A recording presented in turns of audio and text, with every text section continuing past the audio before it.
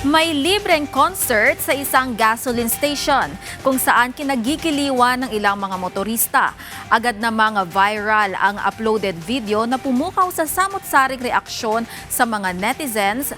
Yan ang ulat ni Floyd Brenz. Good evening, everyone! Taas ang kami! Kung tayo ipinagdiriwang ang Labor Day, ang isang gasoline station naman na ito, abay, iba ang paandar. Paano ba naman kasi, ipinagdiriwang din nila ang rollback sa presyo ng produktong petrolyo. Ang dalawang gasoline boy na ito may libreng pa-concert sa Madla. Sumaya sumunod ka sa hindak ng panahon, kasabay ng mga bagong tugtog din ngayon. Ang kanilang video, pumalo lang naman sa 1 million views and counting.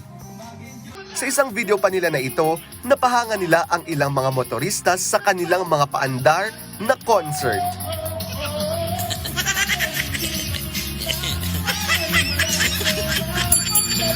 Ganito pala yun, pag may rollback, dapat isayaw.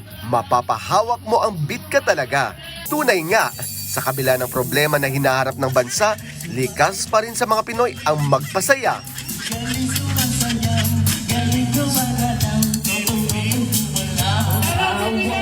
Floyd Brenz para sa Pambansang TV sa Bagong Pilipinas.